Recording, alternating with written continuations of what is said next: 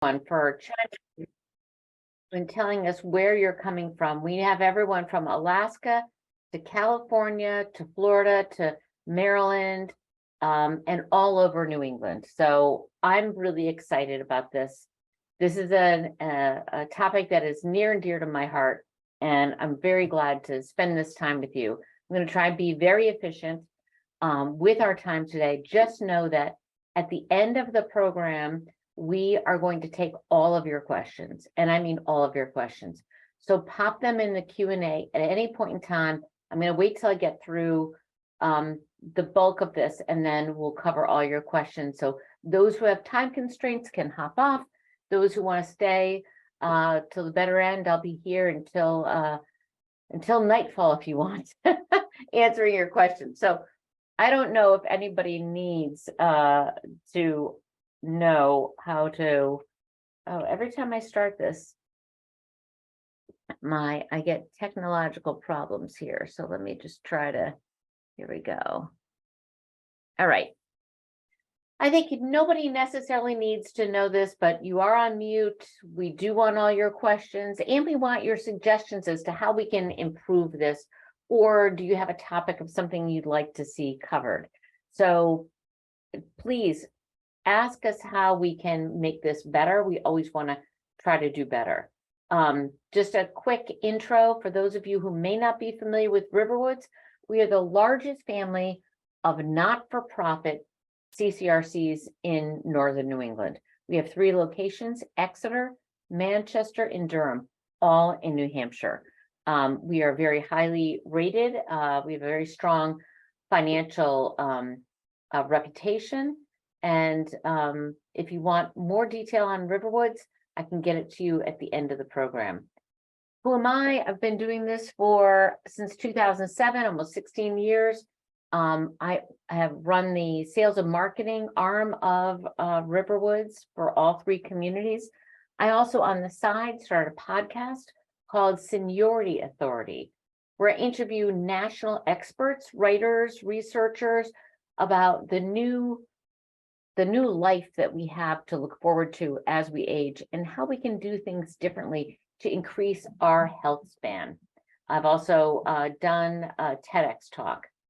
So that's me. What are we going to talk about today? First of all, we're going to set the table. What are the facts about aging today that you need to know about? We're going to explain what the CCRC concept is.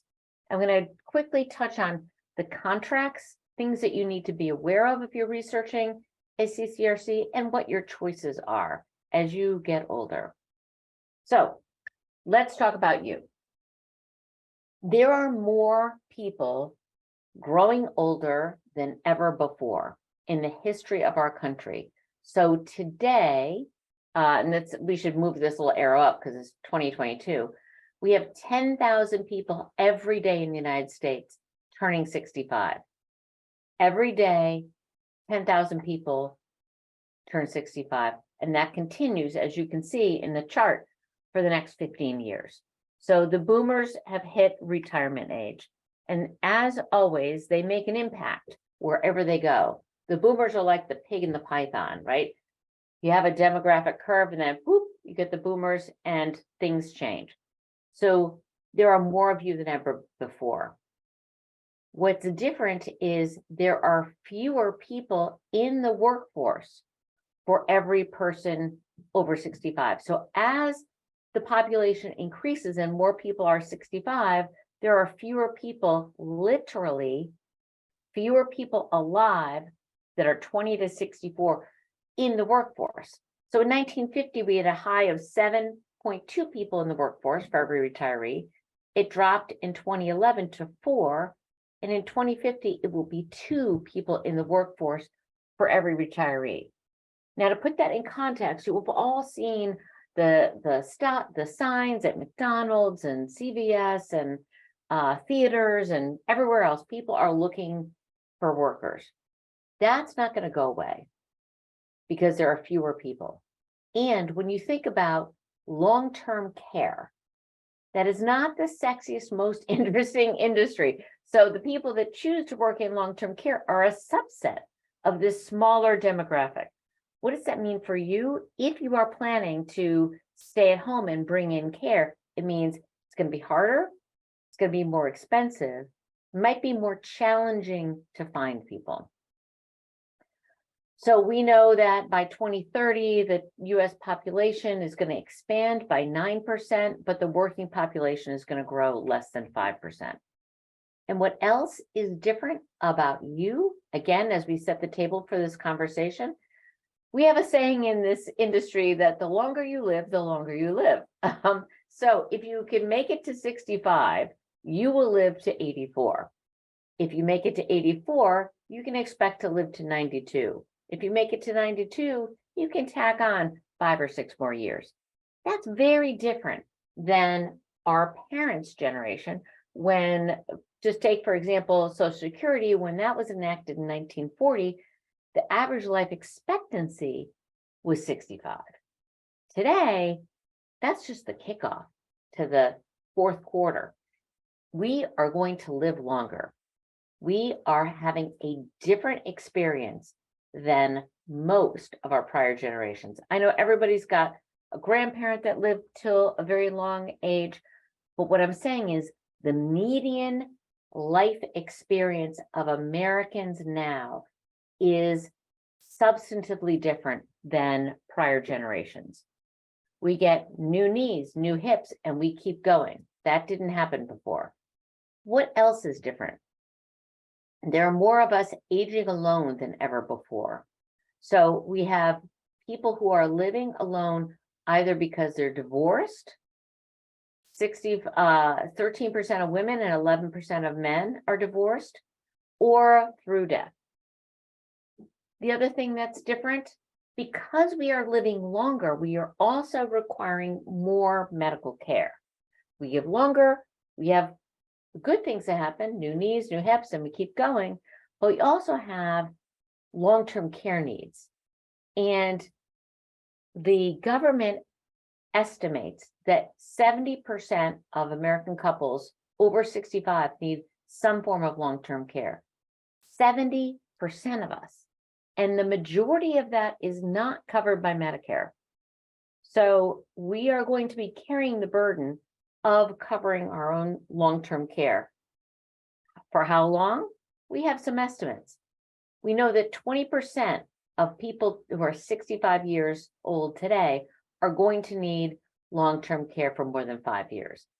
7% of women will need nursing home care, which is a higher level of care for more than 5 years. So we have some rough ideas. The challenge is very few people understand what care costs, because who wants to think about it?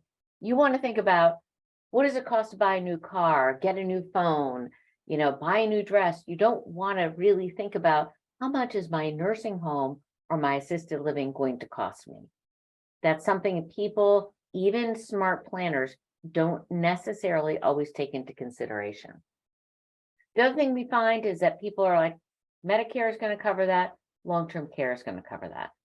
So if you have Medicare right now, in order for Medicare to cover your care, you need a 3-night qualifying stay overnight in the hospital, and that's under admitted, not observation. And then you get 100 days that Medicare will cover as long as you meet their criteria and continue progressing in your care.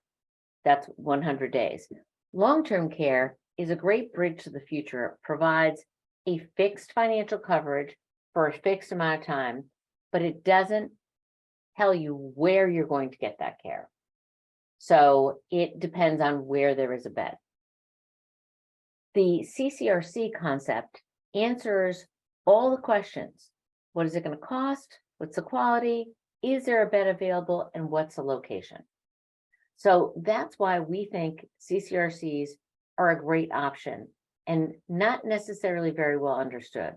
So in the next section, we're going to talk a little bit about CCRCs in general.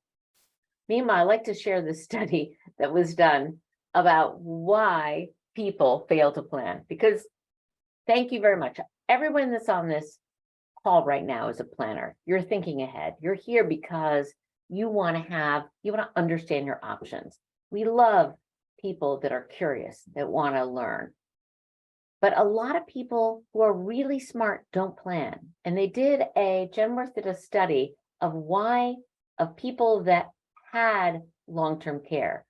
And they wanted to know, why did you not plan ahead? Number one, they didn't want to admit the care was needed. We're all very self-reliant. When we get older, we get more stubborn, not less stubborn. So they didn't want to admit they needed care. The other reason is the timing was unexpected, because nobody expects to need long-term care, even though 70% of us are going to need it. Third, very popular among the Irish, they didn't want to talk about it. So they think they need something, but they don't want to mention it because maybe it'll go away. Fourth, they thought they had more time. And then the fifth, they hoped the issue would resolve itself. So this is a textbook definition of people that are putting their head in the sand, thinking, I don't want to talk about it, it's going to resolve itself. Over 50% of the people who were interviewed said they would do something different if they had the opportunity to plan ahead. They wouldn't just let a crisis dictate. So that's a little bit of, I think, why people are here today. I've thought a lot about you and your choices, and I've decided you have 5 choices. Number 1, you can stay home and be an immortal teenager. That is very popular. I have parents that feel that way. I'm going to stay home and nothing's going to happen to me until one day I wake up dead. That doesn't typically work. It may have worked in other generations where you have a lot of physical labor, farmers, etc. But right now, the chance is you will have multiple comorbidities, you'll be complicated, and you'll have multiple hospitalizations or needs. The second option you have is to stay home and anticipate services. So it's the bunker mentality. I'm going to stay home in my house. I'm going to bring in the cleaner. I'm going to bring in lawn mowing. I'm going to bring in somebody to fix the roof. I'm going to bring in somebody to do the plumbing. If I need help, I'm going to bring in somebody who will help me make meals, etc.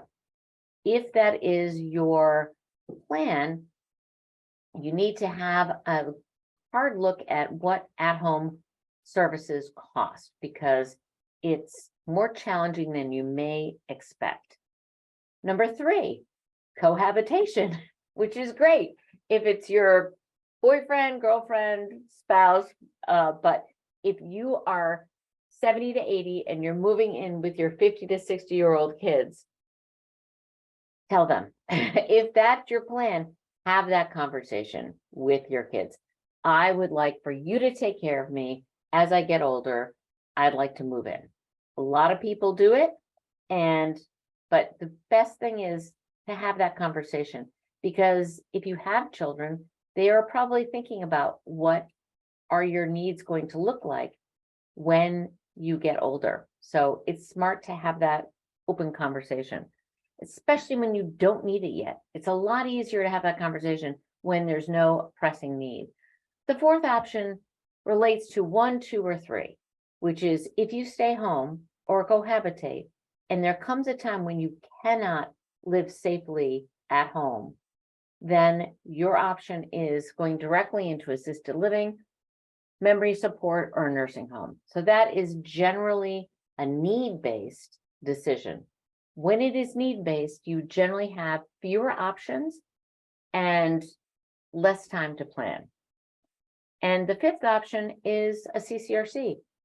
Move in now when you have the energy to make a decision, make new friends, find a new home, and reap the benefits of not paying market rate for healthcare if and when you need it. So let's talk a little bit about CCRCs.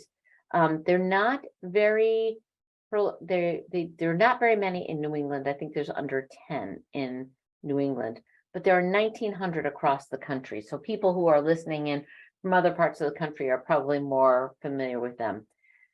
There are different types. They're either faith or affinity based or community based. Those are both nonprofit, and there are some for-profits.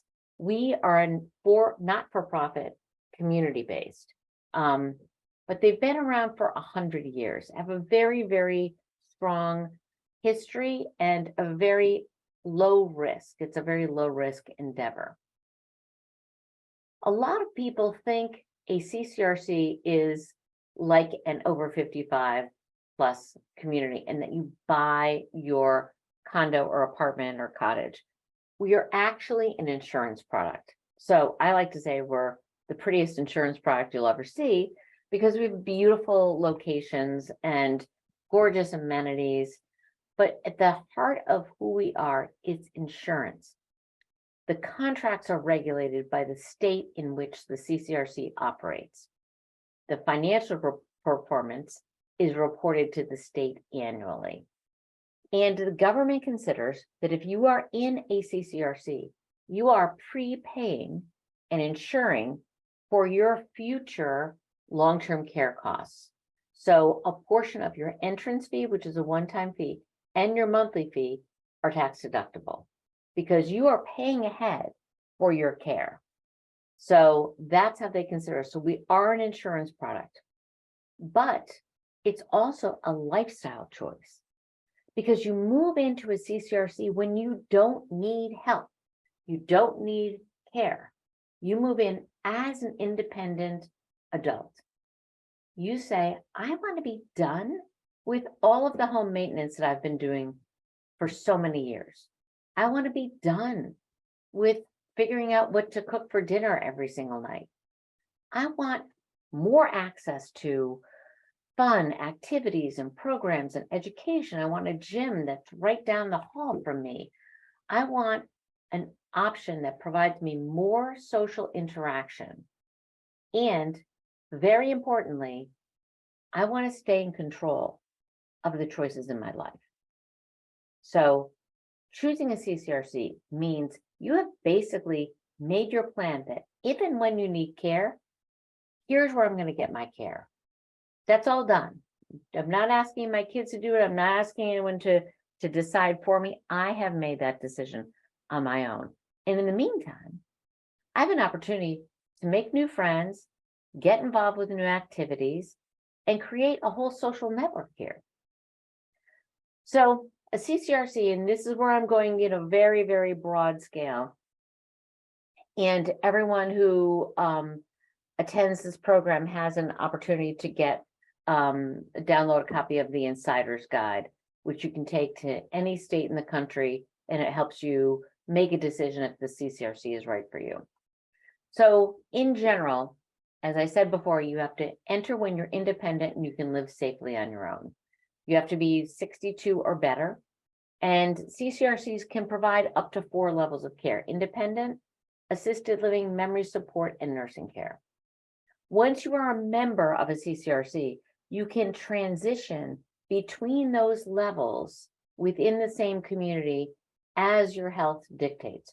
So you can go into assisted living for a while if you have pneumonia you're trying to get rid of, and go back to your independent apartment. You can go into to rehab from a knee surgery and go back to your independent apartment. The door doesn't lock behind you. They have services and amenities at every level. So in independent, you get generally 1 meal a day, access to transportation, programs, activities, classes. And there are typically 2 fees. One is an entrance fee, which is a one-time fee, and the second is a monthly fee. And again, a portion of those are tax deductible. Meanwhile, you have the opportunity to meet new friends, have time to pursue new interests, go out to dinner without having to get in the car on a snowy night.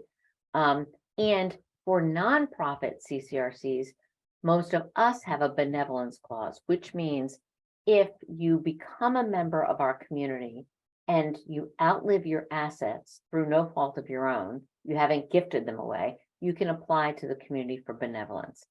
So that's a huge relief for many people. So what do you get? If you're an independent member of the community, you get generally a flexible dining program, inside and outside maintenance. And I mean, literally, if you need a light bulb changed in your closet, we will come change that light bulb. You have housekeeping and laundry, and you have access to transportation. Again, if it's a snowy night or snowy day or a rainy, blistery day, you can check out our transportation and go to doctor's offices, shopping, etc. As an independent resident, you also have access to fitness classes, programming, you have access to healthcare. In our communities, we have not only a full healthcare center, but we also have in every community a wellness clinic. So if you have a scratchy throat, you have a strange wound, something that is just bothering you, you can go down the hall and talk to wellness and have them check it out. They can write prescriptions. So it avoids you having to make an onerous appointment to a doctor. Also, utilities and property taxes are included. So one way to think about it graphically is this. It's in one community, but you have independent living, assisted living, memory support, and nursing care within that community. So let's pause for a moment on this slide. And thanks, I see that we've got some questions that are popping in. So thanks, keep those questions coming. I'm not going to look at them until we're done with the formal program, but I do love them. So there are typically 3 types of CCRCs when we talk about contracts. There's type A, oops, sorry, I went back here. A type A, B, and C. And I'm going to go through them. Type A's are all inclusive. They are kind of the Cadillac.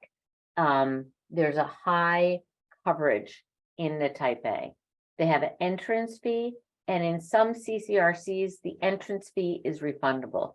What do I mean about that? What do I mean by that? So you put down a one-time entrance fee, and at Riverwoods Exeter, for example, we have a 90% refundable contract. So that means if you leave the community or when you pass away, 90% of that original entrance fee is returned to whomever you designate. Not all CCRCs, or not all nonprofit CCRCs offer a refundable contract. So that's a really important thing to understand. The reason that I go through this slide is that you may have friends that are moving into a CCRC and it's pretty and it's nice, and you're like, oh, I want an apartment like theirs. But I also want you all to know what the contract is providing you, because it's important to understand the detail in each of the contracts, not just it's pretty and it looks nice, but you know, what is this all about? What are you getting? In a type A, and generally all the way through A, B, and C, the way the prices are structured is the larger the home, the more expensive the entrance and monthly fee are. That goes across the country. So if you want a bigger place, it's going to be more expensive. So that goes for both the entrance fee and the monthly fee. They reflect the size of your home. In a type A, you have full access to healthcare. HC means healthcare. So you go into your, go from your independent apartment to skilled nursing, you have full access. And in a type A, your monthly fee is not going to change. The only thing that changes is you're getting 2 more meals a day. So you pay for those 2 meals a day. You have full coverage of insurance. So that's completely covered. You're not paying additional amount on top of that, except for the meals. Most of the type A are not for profit. And 47% of the country is type A. Type C, going all the way over to the other side, is a rental. So that's on the opposite side. There's no entrance fee. There is a monthly fee dependent on the size. You have very limited access to healthcare. So in a type C, there's no guarantee of access to healthcare, and there's no insurance. So you could move into a type C, but when you needed assisted living, memory support, or nursing care, you have to make that connection yourself and pay market rate. And this is where most of the for-profit CCRCs are, although there are some not-for-profit in the type C. And type B is in the middle. So type B has an entrance fee, and the entrance fee and monthly fee also are dependent upon the size of the home. It has guaranteed access to healthcare, but the insurance is defined. So here, this is a great option for people who say, I'm never going to need healthcare, and I don't want to pay for anything until I need it. So our Riverwoods, Exeter and Durham campuses are type A. Our Riverwoods Manchester is a type B. So there you would move into, when you moved into a higher level of care, like memory support, assisted living, or nursing care, you will pay more on top of your monthly fee, because your monthly fee will generally be lower than a type A. So it's a defined insurance, and that is also not for profit. So hopefully that gives you some of the background. Again, when you get the insider's guide, that has a lot more detail. Why is community important? Well, anyone that's lived through COVID understands the impact of social isolation. It really ages us, and it has an impact on us. And I always think this is a very interesting statistic, shocking statistic, that adults over age 75 only spend 8% of their time communicating to others, which is half of what they communicated when they were 65. Now think of what impact that would be if you're alone. You don't spend much time talking to other people or socializing with other people, and it's understandable. If you're at home alone and perhaps your neighbors have changed, they've moved away, your kids are busy, have their careers, they're doing different things, they're raising their kids, you're alone a lot. And we know that being connected to people helps literally improve our health. So that's another reason why I think CCRCs are a great way to go. I think it all adds up. For anyone who's read Malcolm Gladwell's book, The Tipping Point, I think we're at a tipping point. CCRCs have been around for 100 years, but this is our moment. They matter now more than ever before because we have better health care. That means we also have increased medical costs over a longer period of time that we are living. So it means we have a higher lifetime medical and long-term care costs, more than anyone anticipated. The other factor is we have that inverted triangle of the workforce, fewer and fewer people available in any industry, never mind long-term care. So to take your chances on finding someone to come to your home to care for you when you need it is going to be hard. The second impact is the sandwich generation. You have dual career couples. So you have people who got married later. Your kids likely got married later. There may be two people in the couple working. They may be far flung. They may not be right around the corner from you. And the children are busier and farther away than in prior generations where, we lived around the corner from my grandparents.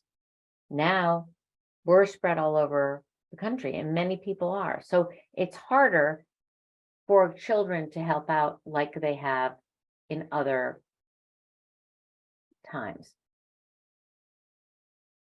The other important piece is the result of a study from Harvard that's been going on for over 70 years. There's a brand new book out called The Good Life that is the result of that study. And I've had a pretty long relationship with the Dr. Bob Waldinger, who is the director of the Harvard Study of Adult Development. He's been on the podcast. We've done a TV show together. And he boils this long, complicated 70-year study down to one message. The clearest message is that good relationships keep us happier and healthier, period. Now they looked at diet, exercise, marital status, financial success, career success, environmental factors, and this is the key. And it's not even necessarily that one marriage, it's connecting to a broader network of people, and even introverts gain benefit from this.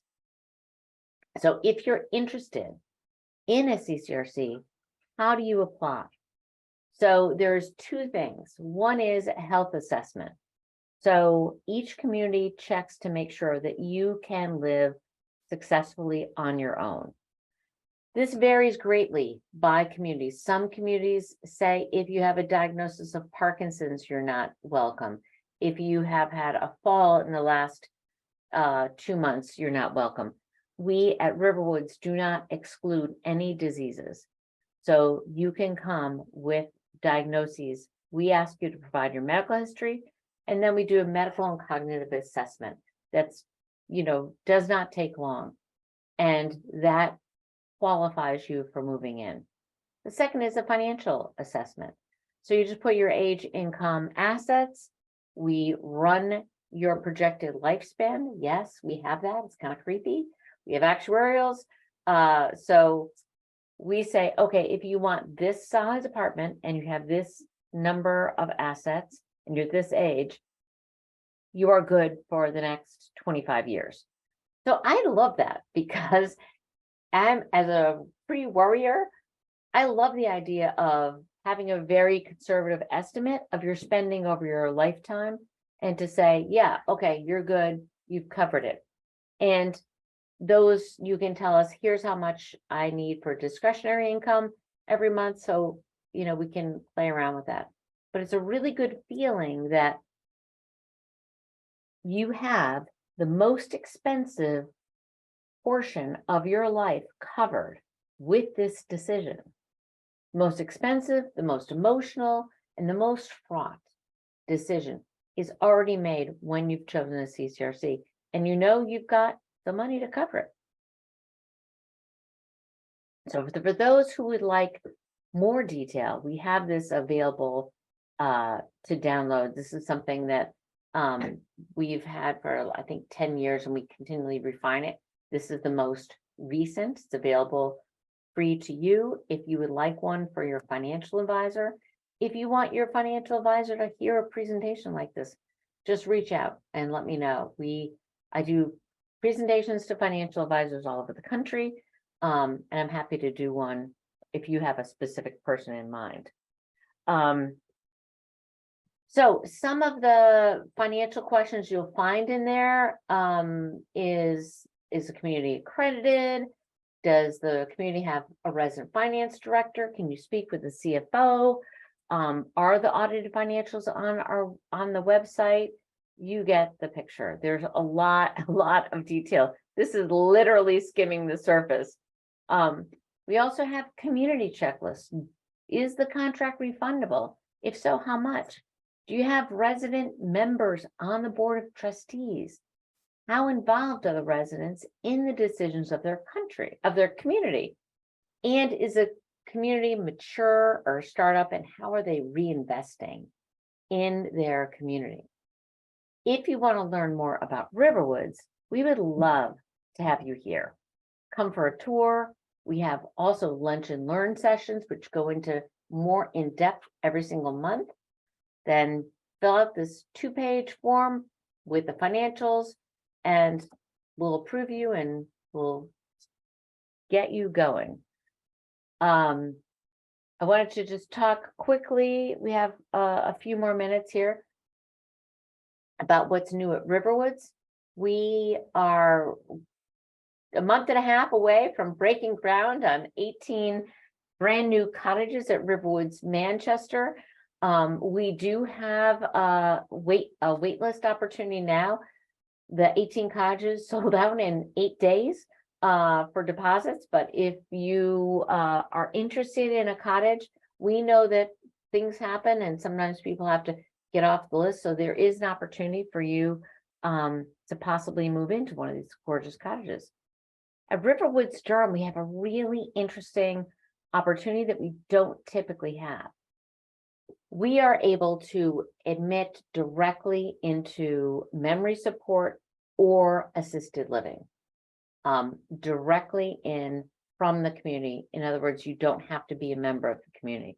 So if you know someone right now that needs memory support or assisted living, please let us know, because we have those opportunities, not that often, but we have them, and it's a great place.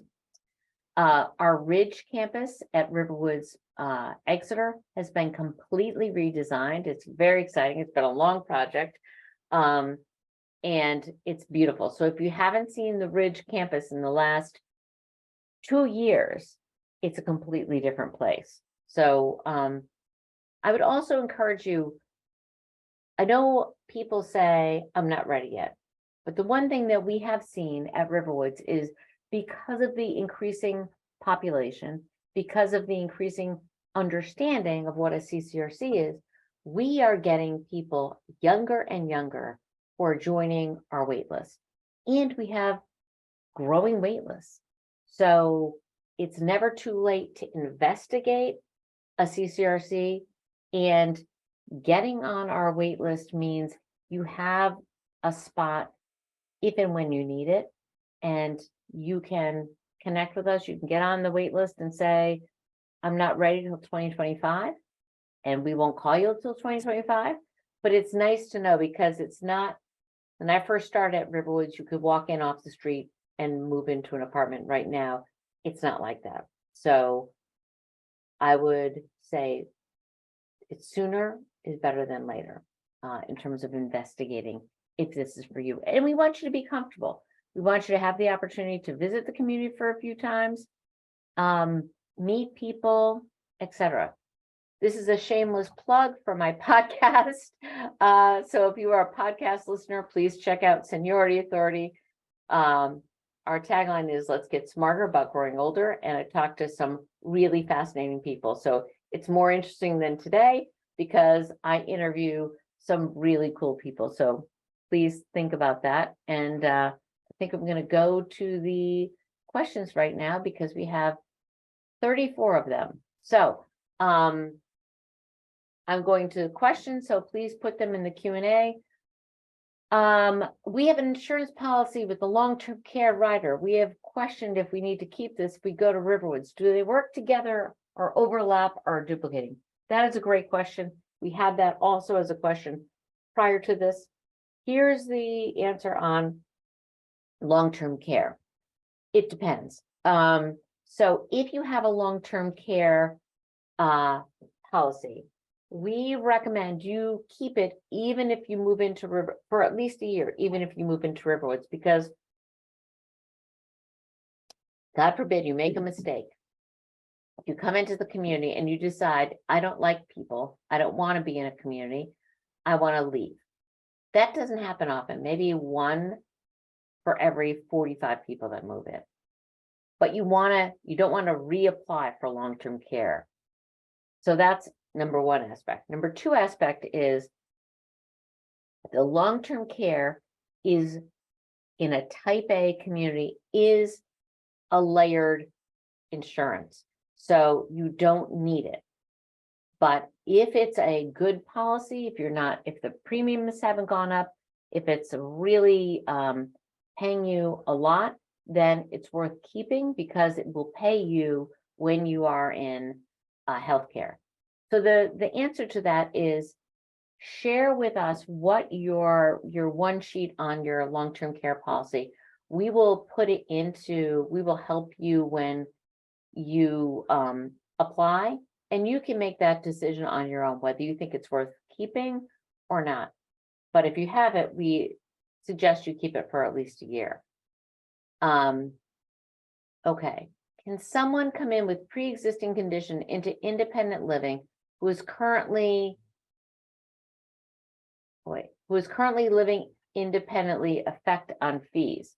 So I think the question is, if you have a pre-existing condition, can you move into independent living? And the answer is yes, if you pass our health assessment.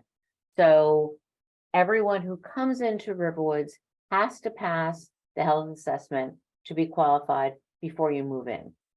And what we're looking for is, are you independent? Can you transfer from the bed to standing? Can you get yourself out of the apartment in case of a fire? That kind of level of independence, that you don't need support in the what we call the activities of daily living. So that is, and that's a great conversation to have with a sales counselor. We have another question. Do CCRCs accept individuals who have pre-existing conditions like cancer, Parkinson's, or MS? That depends on the CCRC. So some CCRCs don't accept pre-existing conditions. Others say, come in and we'll assess you. So Riverwoods is a come in, we'll assess you. If you pass our health assessment, then you can come in. Other communities say we're excluding for these certain diseases. So I think it depends on what community you're looking at. And thank you, Deborah. What a crazy thing. I did not define continuing care retirement community at the very beginning, so shame on me. A CCRC means continuing care retirement community. They're also called life plan communities. So thank you for clarifying that. Sorry about that. Given that so many people who need CCRCs, well, hold on, are alone and may not need to get their entry fee back, is there a reason why Riverwoods doesn't offer a contract that would enable lower costs and no return entry fees? So the question is, if you're alone and you don't have anyone to give money to, couldn't you have a zero refund contract? We have a few of those, so you can certainly choose that. It's not that much. It's not that much of a benefit to you. So I think I see what you're saying. We do have a few zero refundable contracts, but it's not significant, and you do get lower monthly service fees. So that is available to folks. But most folks, even if they're alone, choose a 90% refundable contract. But we do have that. What is the average age of Riverwoods residents? It's hard to say, right? Because this is like sticking a stick in a stream. People move in at different ages and then they stay for upwards of 20 plus years. So I think a good answer to that question is, what age do people move in? And people generally move in their mid 70s. So the average age of people moving in is 75 to 79. And again, we have outliers. And then you're moving into a living, breathing community where some people moved in yesterday and some people are, 68 and some people are 98.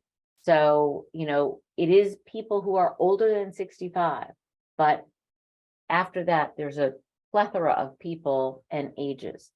And when I get that question, what age should I move in? It's less about your age and more about your energy level and curiosity level. So, I moved last year and it was exhausting.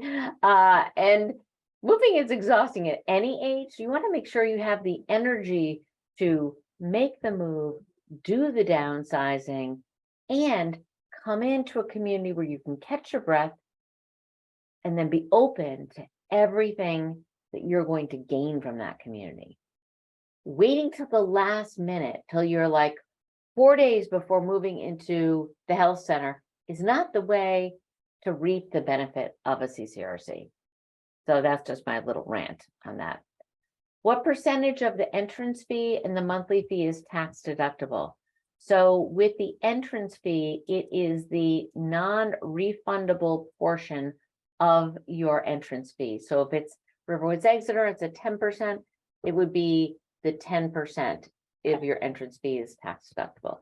And the monthly fee is a calculation that is done every year by our accountants, and it's very complicated and I can't begin to explain it, but it depends on, each community is different, but it is done by an accounting firm, and you are given that letter every single year so that you know what's going on. Another question. Okay, so a second question about the portion of the entrance fee and monthly fee. And you can also ask our sales team at each of the 3 communities what the current monthly fee, what the current tax deductibility is for your monthly fee. So that makes, if that makes sense. Okay, does the Department of Insurance require CCRCs to maintain reserves? And if so, what is the amount predicated or based on? Does the amount change from year to year? Typically, how much would that amount average? That's a really good question. I've never had that before, Anne, so thank you for stumping me. The Department of Insurance looks very carefully at the financial security of every CCRC. I cannot tell you literally if we are required to maintain reserves, but I do know that we have 5 different measures of financial stability, and one is cash on hand, and one is the number of days we could cover our debts. So we have a very, very strong financial rating, and we will have another seminar that's called Risks and Rewards, and I can get a more detailed answer for you there, or a detailed answer for you if you share your email. We can get more detailed answer from our CFO.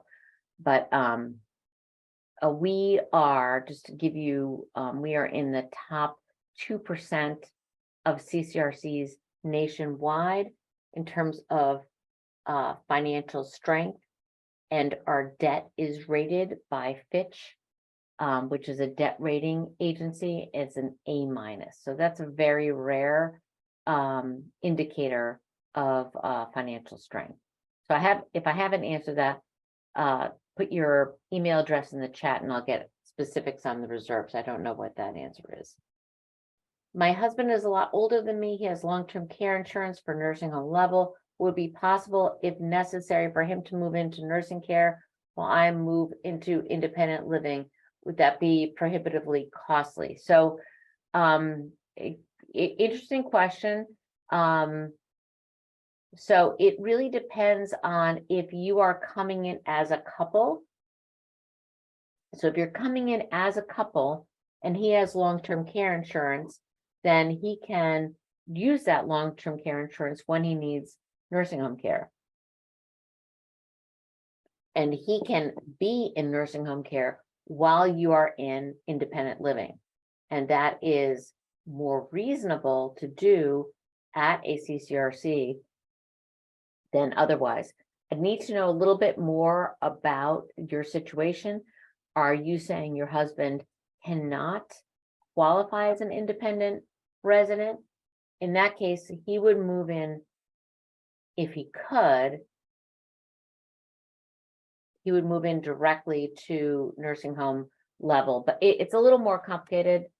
So if you reach out and give us a little more specific details, if he can move in as an independent resident with you, he should. And then his long-term care insurance can help defray the cost when he moves into the nursing home level. And you obviously will be staying in independent living. So that's a misnomer a lot of people have, is if you're a couple and one person needs nursing care and you don't, that's where we shine, because the person who needs the care will get the care in the nursing home or assisted living or memory support while you are in independent living. You can have every meal together, you can spend time together, but they will be dwelling over there and you're dwelling in independent living, and then come back together. Is rehabilitation with PT available, or is that off campus? We have that available on every campus. We have every campus has their own gym, but we also in healthcare have healthcare specific gyms. Another what does CCRC stand for? So I apologize again. Okay, question: Are Riverwoods Exeter sales staff trained in how to ethically advise applicants to avoid getting on a residential unit waiting list that is likely to have a longer wait interval than the applicant's likely ability to live independently? Absolutely. We consider ourselves to be educators. We're explaining what a CCRC is. We're explaining what the wait list entails. We are explaining how your assets are being used, what type of unit you qualify for, and we are transparent about the length of time it might take to get the home that you want. It is one of the reasons I mentioned it when we got to this stage, is that there are wait times for homes. So you want to apply before you have a need. We gain nothing from encouraging people to deposit on homes they would never be able to move into. So that does not help us. It does not help you. And we're not here for that. We know that CCRCs are not for everyone, and some people will come to us too late. They will come and they need something right away, and we can't help them. So we have no interest in false pretenses. This is a good question. Who makes the decision about when a resident has to move to assisted living? Family, resident, CCRC staff? It's a combination. When you move, it's a discussion with you, your family, your physician, and our staff. And we also do not benefit from moving you in to a higher level of care. We are here to meet you where you are, provide you the highest level of independence you can attain.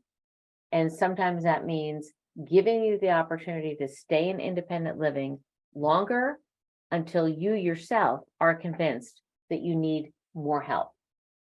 So we bend over backwards, getting people comfortable with making that transition. And if anything, we err on the side of keeping you longer in independent living until you're comfortable with it. My husband and I have been paying for long-term care for 15 plus years. Is there any benefit in maintaining a long-term care policy if I move into Riverwoods Exeter? So it's a popular topic for a good reason. Again, it depends on your policy. If it's a good policy, you've paid into it for a long time, it's got good benefits, then it is your decision whether you want to keep it or not. It is your financial decision.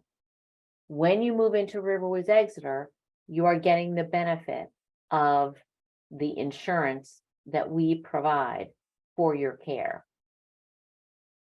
Having a long-term care policy means that when you are in healthcare, that long-term care policy will pay you back. So it's a matter of, do you want to keep that going or not? And you can have that conversation together with your financial advisor and with us.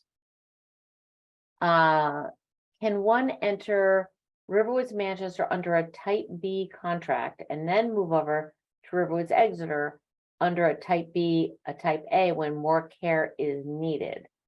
Hold on. If yes, would the transition be seamless? So no, right now we do not transition between communities like that. And I don't think there's a reason to, because you move into Riverwoods Manchester under a Type B contract, you are getting Riverwoods level of care in assisted living, memory support, and nursing care. So there's no reason to move to Riverwoods Exeter, because you would need to requalify, you would need to pay a new contract. You need to extricate yourself from Riverwoods Manchester contract, pay another entrance fee for Riverwoods Exeter, and so that we don't transition like that.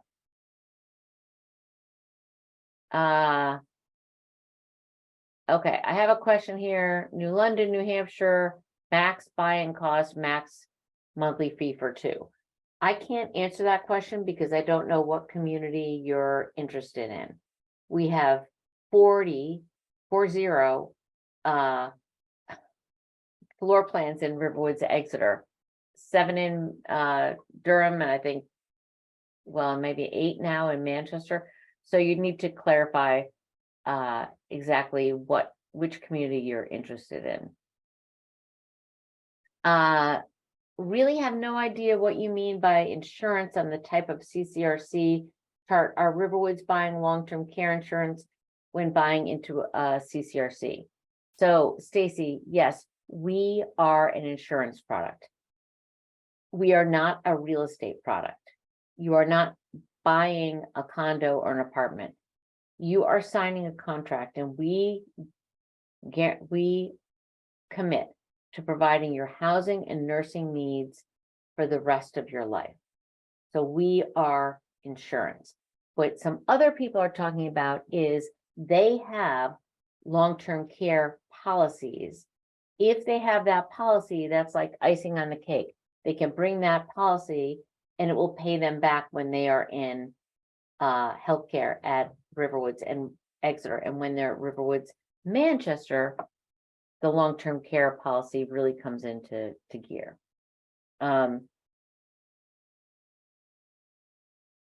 Question from Alan and Ann, you referenced CCRCs or insurance. Do residents still need to have supplemental health insurance? Yes, you still have to have your basic Medicare and Medicare A, D. I think A and D are the ones that you need when coming in. So yes, you do need to have, and it can be confusing. You do need to keep those Medicare health insurance benefits. Who underwrites the insurance associated with membership at Riverwoods? We are self-insured. We are part of a national conglomerate called Caring Communities, and we cover our own insurance through that national group. Regarding finding service employees, if the labor market continues to tighten, your industry will face the same pressure. So while less so, I'm exposed to that risk either way. So that's true, Dennis. The challenge is, speaking from experience, it's easier for someone like Riverwoods to attract quality nursing staff, LNAs, MNAs, because we are offering benefits, insurance, competitive salaries, than it is for you at home to find a caregiver. And when you're at Riverwoods, we are covering all that risk. We are making sure that the nurses are showing up, and if someone calls out, we have a backup. So it's taking a lot of headache away. Does having major assets in trust for a daughter get factored in during the financial overview? That's a really good question. If your assets are in trust and you cannot access them, then they wouldn't be counted. But if you need those assets to qualify, you may want to rethink how many assets are in trust. So what you can't do at our nonprofit community is you can't come in and say, I have $5 million. And then a year from now, say, I have nothing. I have $500,000 because I gifted it all to my daughter. So please put me on benevolence. That's not cool. So we can't, so it depends. If you need those assets in order to qualify, then that's a discussion with you and your daughter. Is the medical assessment done at entry or at deposit for the waiting list? What if the health of one partner changes while on waiting list? That's a really good question. So pre-COVID, we had done a health assessment prior to accepting your deposit, but as everything, things have changed. So now you need to qualify before you move in. So if the health of one partner changes while on the waiting list, what I would do is have that conversation early on with your salesperson to see, could you move in earlier? Are you open to a different type of floor plan that might enable you to move in earlier? What's your balance there? So that it's not a guaranteed occupancy. So that's a really good question. And another reason why it's important to do this earlier on.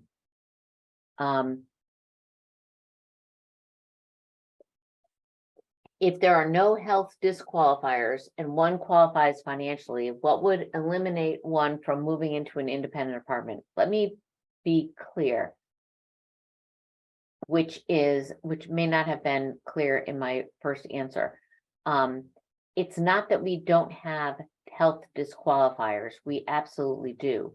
It's that if you have a pre-existing condition, it doesn't necessarily disqualify you. You do have to go through our health assessment.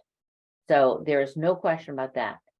That is we go through your medications, your diagnoses, as well as a cognitive test. If you don't qualify, then you cannot move in as an independent resident. So I just want to clarify that statement. It's that if you have a diagnosis, it doesn't necessarily disqualify you from applying. So hopefully that's clearer. Carolyn Avery, yes, we can mail you a printed version of the Insider's Guide. I see Kim is on that. Alan, do you have garages or storage lockers for bicycles, Christmas decorations? Yes, every community has a locker for your out of season things, and we have bike racks and spaces for kayak storage and that type of thing. Is your nursing facility Medicare certified? What is the quality rating? Yes, we're Medicare certified. We have a 5-star staffing ratio. You can look everything up on nursinghomecompare.gov. Okay, let me just okay. What is the minimum age to join the wait list? 62. I received an email that there was a 5± year for a 2-bedroom at that time. If this is Riverwoods Exeter, that does sound likely. So again, if you have a question, reach out specifically. Is the waitlist deposit refundable if circumstances change? Absolutely. So I should have said that at the beginning. At Riverwoods, your waitlist is refundable, less $500 as an administrative fee. So you can put money down and then decide, you fall in love with someone and you move to Anchorage and you don't want to retire in New Hampshire. We're happy to return your money to you with market rate interest, less $500. If you do decide to move in, we will give you 4% simple interest on your deposit when you move in, the year you move in. How many times can you turn down a spot if you were on the wait list and not ready to make a move? So we try to, it's not a game. We're trying to meet you where you are and move you in when you want to move in the place where you want to move. So if you say to us, I'm depositing and I want this Aspen and I want a first floor and I want it in 2025, we won't call you until 2025, until first floor Aspen comes up. But if we call you 3 times with a first floor Aspen in 2025 and you say no, no, no, then you go down to the bottom of the list. So just be honest with us in terms of what's your time frame, what are you looking for? But then if we offer you just exactly what you want, you say no 3 different times, then you go to the bottom of the list. Okay, John, what currently are your shortest average and longest wait list times. Can you just clarify which community you're referring to? If it's Exeter, Durham, or Manchester? Right now, I think in general, Manchester has the shortest wait times because we've renovated that entire community. But if you clarify that in the Q&A, I'll answer that again. Richard, are independent evaluations of various CCRCs available? I'm not exactly sure what that means. I do this CCRC 101 as a, overview kind of a service, but I don't know anyone that evaluates them. You can, if you're looking for a CCRC in another part of the country, you can go to our industry association, which is called Leading Age. And you typically would say Leading Age Nebraska, Leading Age Montana, and you can look at the CCRCs there. You can also, if they're Medicare qualified, you can also go to medicarecompare.gov, and there you can find all the Medicare surveys for the Medicare level facilities. Alan, why do you lack a swimming pool aqua sports facility? I would think you're probably talking about Manchester or Durham. Number one, in Durham, we don't have the space. We only have 11 acres. So we didn't have the space for the swimming pool, and there's a world-class swimming pool less than 5 miles away in Durham. And Manchester, same thing. We don't have swimming pools are extremely expensive to add, so we don't have that in Manchester. But again, we have access to a pool at several locations in Manchester, and we provide transportation. What did you mean along with apartment in? So Claudia, I'm not sure what you mean. What did 1-1 mean along with apartment in? Can you restate that question? Gary, can you move up or down in apartment size when you are a resident? Yes. We have internal move policies, so you can move into one apartment and say, geez, I'd really like that larger apartment if one opens up. That is a possibility. So I typically say to people, make sure that you enjoy where you are. Don't move into a home that you're going to be miserable in while you wait, because it could be a long wait. For the Exeter campus, what's the median of assets and annual adjusted gross income? I don't have that because it depends on how old you are. It depends on what apartment style you're looking for. So we have no thumbnail on that. Roddy, how long between availability and paying the entrance fee? Generally 60 days. So we'll give you a notice that is 60 or 90 days that your apartment will be ready, and that gives you a chance to move in. But typically we also like to keep you informed. If we think something's coming up sooner, we'll be calling you and saying, hey, it looks like we've got something sooner. How do you feel about that? How do you feel about making a move at that time? So we try not to spring it on people. Okay. Can a person's long-term care policy apply to the entrance fee or monthly fee? No. So your long-term care policy comes into play when you are a resident in healthcare.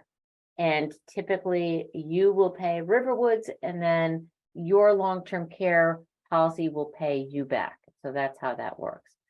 How can we get a copy of your booklet? One will be sent to everyone who attends to download.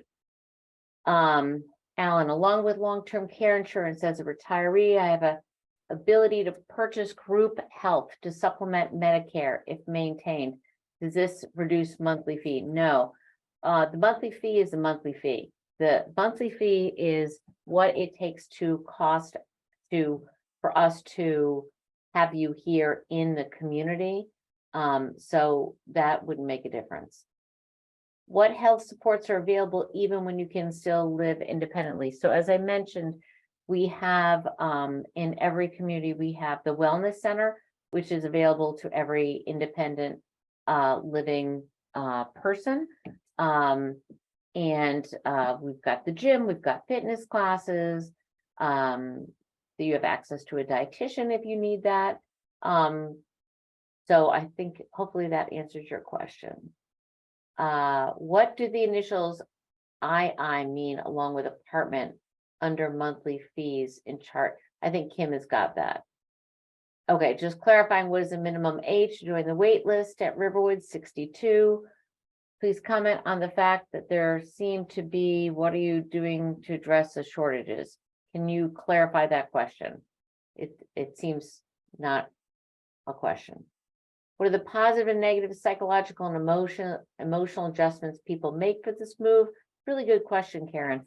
I think one of the big challenges is the emotional and physical work of downsizing. And we have a downsizing seminar coming up, which I will, I think is in the next slide. I'm just going to pull that up. Yep, the perfect segue. I'd highly recommend anybody that feels like they have too much stuff to sign up for this. That is a challenge. You know, getting rid of your stuff is very emotional. So that, but it's also on the other end, it's very freeing. And then I think we understand when you move into a community, it's a big, big psychological and physical move. So we have support systems. We have staff who are going to come and meet you. We have residents who are going to be welcoming you and helping you in. We all know it's an adjustment, and all of our residents have made that adjustment. I would say if you walked up to any resident at any Riverwoods community and say, what would you do differently? Most of them would say, I wished I had come here sooner. So that is that. It's worth it in the end. Bill, how long is the wait list? Our number comes up. So again, Bill, it depends on which community and which floor plan, because we have different communities and we have different floor plans. Some are shorter, some are longer.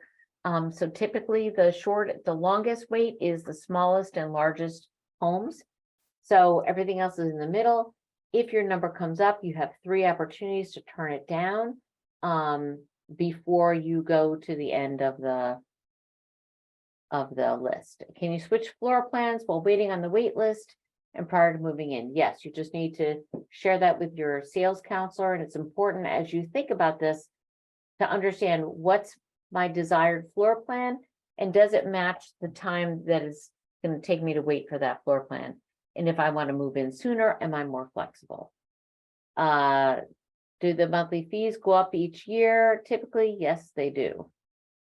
Can you tell us the entry? Hold on. Why is it the long-term care insurance can't be applied to monthly fees? It does. As I explained before, if you have long-term care insurance and you are a resident in healthcare, you pay Riverwoods and long-term care will pay you. So it does apply once you are in healthcare, not when you are in independent living. Has there ever been a time when a resident could not get on-site nursing care when needed? Example, full at the time recuperation is needed. No, we had one instance 28 years ago when we were just one community, when we didn't have enough space, but that hasn't happened for 28 years and we are about to turn 30 next year.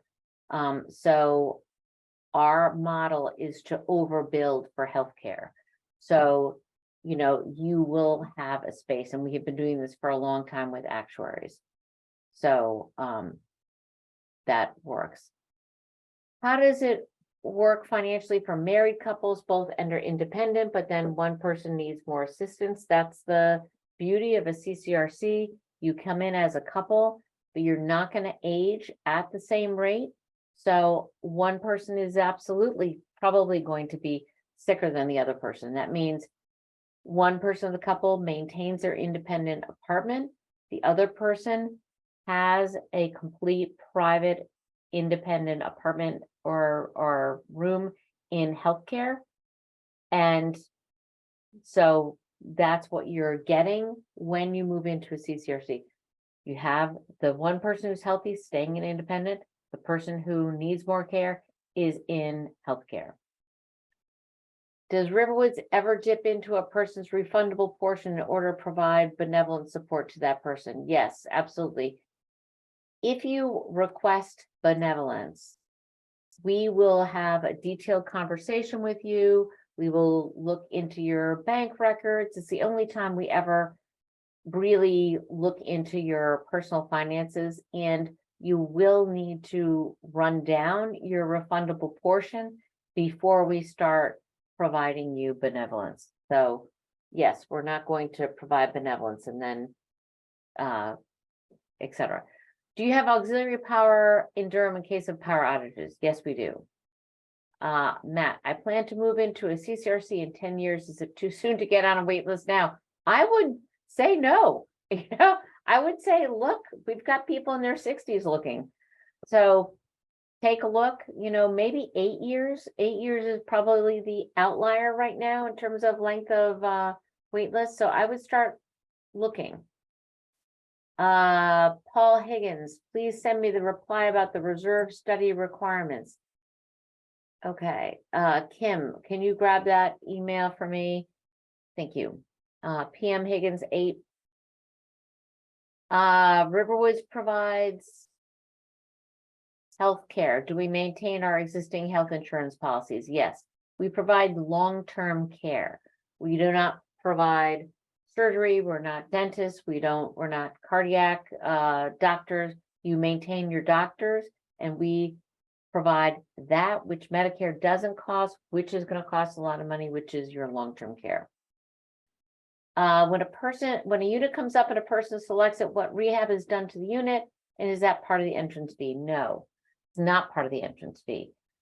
Before you receive a home, we will renovate it, we will repaint, we will do new flooring. You have the opportunity, if you are on the list and we've been talking to you, to choose your paint and your flooring. If the cabinets are outdated, those will be replaced. If the appliances need updating, those will be replaced, and you move into that brand new rehabbed home that is not charged to you. What is the current wait time for Exeter? I would say if someone could pop that in a text to me, I think it's 2 to 8 years, but if one of the folks who are on my team can pop it in, that would be great.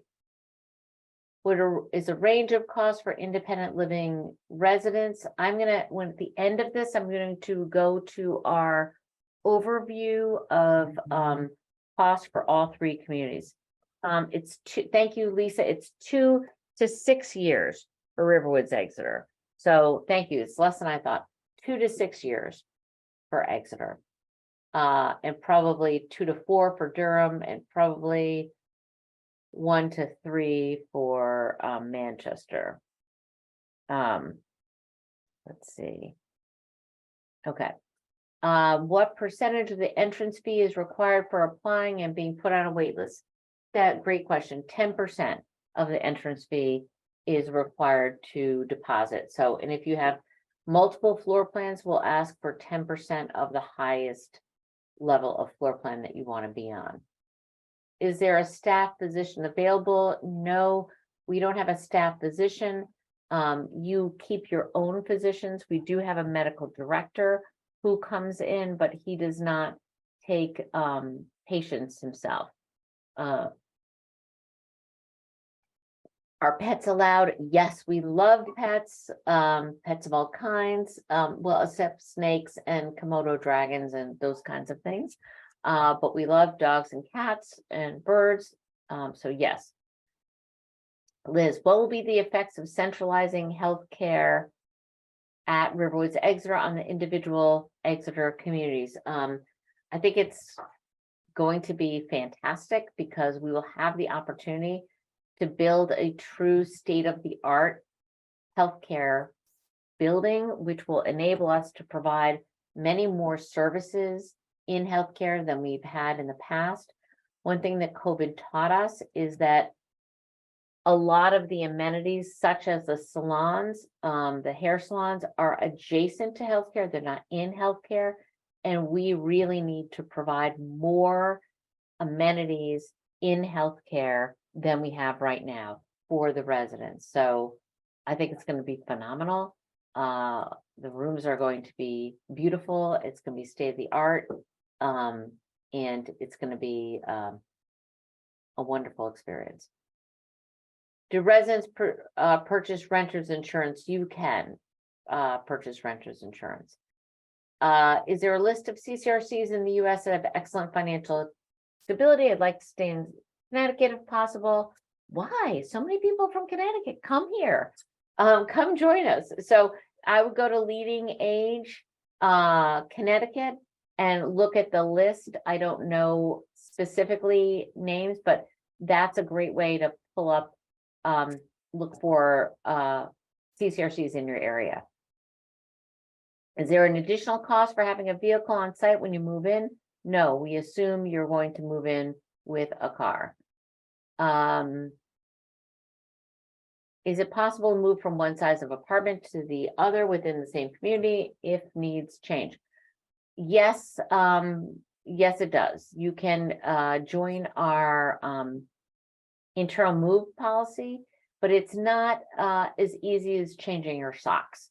It's complicated, time consuming, and it happens, but it doesn't happen that often. Do you use agency staff in your healthcare areas? Only when we have to, but we do. Kim, can you note Suzanne Butcher's address for a mailing of the Insider's Guide? Diane, how big are the storage lockers? Not big enough. That's my answer. It is not big enough to fit your stuff. I don't even know you, Diane, but I know the lockers aren't that big. They are a storage locker, and maybe Lisa could type in the specifics, the specific dimensions. But there's no way you're getting out of downsizing. It can hold luggage, it can hold skis, it can hold all kinds of things, but not big enough. We got another request. Is there a library where I could go to work on writing projects? Yes. All 3 communities have libraries. So absolutely. Ron, if I'm in my late 50s, do I need to wait till 62 to get on the wait list? Yes, you do. Lois, how much do monthly fees go up? It's an average, typically 3 to 5%. This year, last year was higher. This year is likely higher just because of staffing, but we don't know what that rate is. When we do your financial projections, we also project in an increase in monthly fees. So you have that anticipated. I've answered the question about housing. The waiting times question refer to Riverwoods Exeter. So 2 to 6 years waiting time for Riverwoods Exeter. The size of the storage unit is 3 by 5 by 4 by 8. So that's that. One of the questions when I say IL, I apologize. That means independent living. Independent living. Everyone who came or registered to this event is getting a downloadable version of the Insider's Guide. If you want to mail it, just put your address in the chat. If we are at Riverwoods Durham, is the pool at UNH available to us at no additional charge? Yes, and we bring transportation to you for the adult swim times. Elizabeth, can you easily accommodate dietary restrictions such as gluten-free diets? Yes, we accommodate gluten-free, non-dairy, low sodium, low salt. I haven't had anyone who wants a high sugar diet. That's what I'm on when I get stressed. But yes, we are very, very familiar with dietary restrictions, and our kitchen is extremely good, and that is not at additional cost. That is at your cost. Edgemere declared bankruptcy, and refunds of the entrance fees are not being returned until the process is worked out. One problem is Edgemere doesn't own the land. Landlord is not renewing long-term lease. Are you familiar with this case, and is your community different? We own the land that all of our communities are built on. We would never not own the land, because if you don't own the land, you can't control your destiny. So that we are very different from that.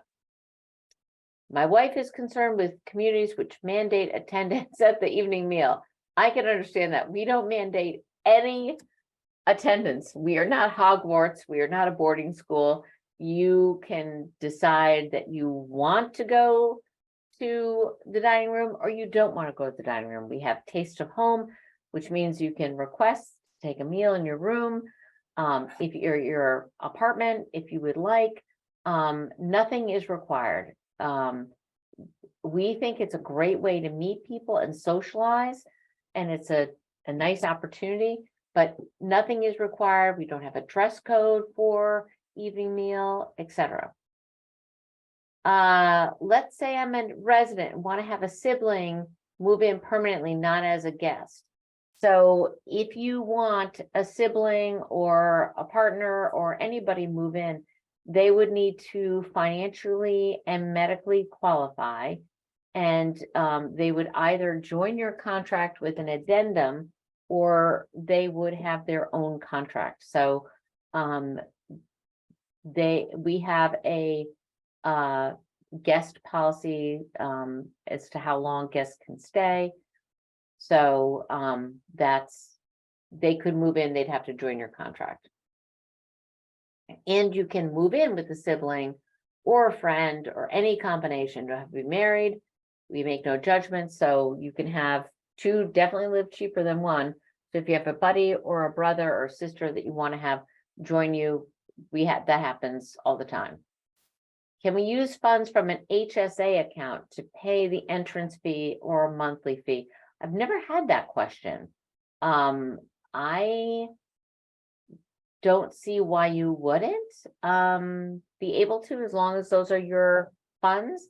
So as long as you have the funds, I think you probably could. Is the monthly fee per person or per couple? So the monthly fee is a one-person monthly fee, and then there's an additional fee if you are a couple. The entrance fee is also a one-person entrance fee with an additional fee if you're a couple. Again, it's less expensive if you are two people, but there is an additional fee. It is not double the fee, but it is an additional expense. Any fees for classes such as chair yoga? No, all of our classes, and we have many, many classes, are free. Do we offer meal selections appropriate for diabetics? Yes. If you tell us what your restrictions are, gluten-free, low sugar diabetic, we will adjust for those. How much did monthly fees go up for 2023 at Exeter? We don't know that yet. Our fiscal year is June to July, so we don't have our fee increase yet. Justine, describe the culture of the three communities, Exeter, Manchester, and Durham. Oh my gosh. Let's see, it's 2:30. That's a long question to answer. So I will just kind of go through the basics. Exeter has three separate campuses, three separate buildings. So it's different from the other three. Because of that, we grew exponentially. Manchester is also beautiful. It's been recently renovated completely. So that is got a lot of young residents in now. So if you haven't been to the Manchester campus in the last 5 years, you'd be in for a surprise. Durham is 4 years old, I think, 4 years old. And it's our newest built campus. We had a lot of people move in very young in Durham, so that's an interesting, whereas Exeter has been around for 30 years. We have a lot of a mix of ages of folks. So that's a basic, but we can get into a longer conversation offline on that. Lois, how much should monthly fees go up for the past 5 years? I will get, can you just clarify which campus you are talking about? Exeter, Manchester, or Durham? And then maybe Lisa could text me the answers. Lisa also suggested if you want to sign up for an online lunch and learn, we get very, very detailed in the online lunch and learns for each specific community. And so that will have a lot more detail than I have right now, because mine is an overview, but you'll get more detail in each of those lunch and learns, and I have them every month. And maybe Kim, you could pop into the chat the next few monthly service fees. Rachel noticed that I didn't mention the need for Part B. That's my Medicare Part B is important for your medical doctors. Rob, so do residents get new doctors and dentists in the Exeter area? Yes, if you're moving from outside the area, we have referrals. We will help you get new doctors and dentists. Our nurse practitioners in the wellness clinic are helpful with that. Will residents have access to will residents have access to high-level access to finding new doctors as well as hospital care when moving from out of state? Yes. So if you are moving from out of state, as many people do, we have people moving from California, Florida, Virginia, DC, Vermont. Only about 40% of our residents are from New Hampshire. Everybody else moves from somewhere else. And so, yes, we are very experienced at getting you set up with a new primary care and with specialists. And we have nursing staff that will help you to do that. Rachel has a question. Garage is included. Garage is an additional fee. We got another request for a guide. Is it harder financially to get into Exeter than into Durham? They're about the same, pretty much. I think our most accessible campus in terms of financially is Manchester because it's a type B. So I would say that's probably the easiest campus financially to get into. Is there a transportation to your own doctor? Yes, we have scheduled transportation on each campus on each days. I don't see a list of communities on leading age. I looked at the national site. It should not be. So Virginia, if you want to send me your email, we will look into it. It should be leading age Maine, but we'll try to figure that out. We've got several requests for the guides. My wife had to miss this. Will the recording be made? Yes, the recording will be available to everybody who registered. That's good. What transportation do you furnish? Is there a fee? So with scheduled, we have certain scheduled transportation. There's no fee. But if you need a ride to like the airport, you'd have to hire a specific car to take you there. If you move in with your spouse and they pass away, can your sister move in to replace the spouse? Again, if you want somebody to move in permanently with you, they have to financially and medically qualify, and we have to amend your contract to include that person. Garages are additional, a small additional fee. I don't know the fee for the garages in Manchester. If you have that, Kim, if you can pop that in. If someone is living independently and moves temporarily for 2 to 4 months to assisted living, no, they don't use, so Cindy has a good question.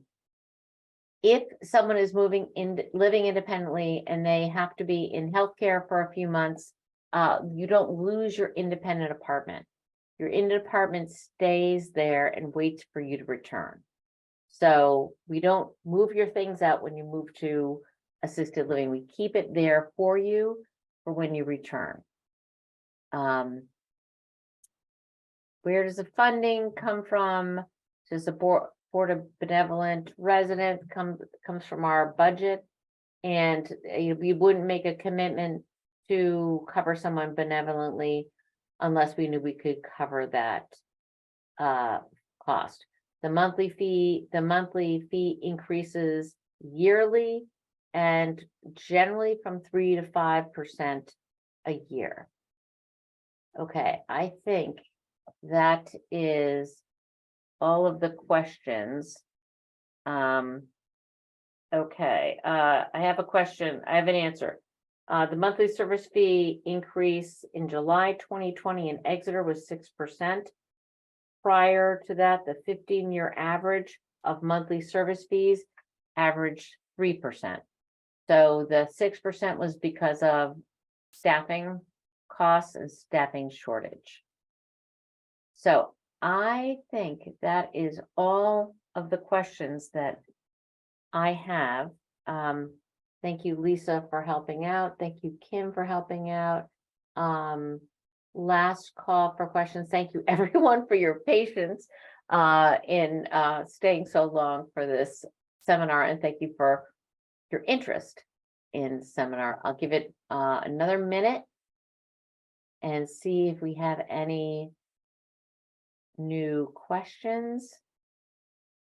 And I think we've got everyone that asked for a guide. We are going to get the guides.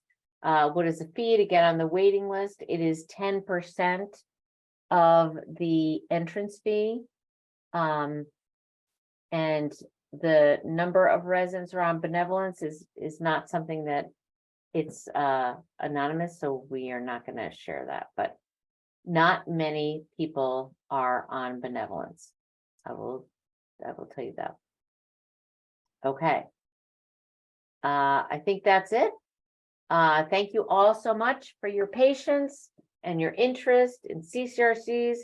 Go forth and spread the word that this is a great option. And again, don't hesitate to email me, ctoomey@trwg.org if you have any suggestions on how we can do better.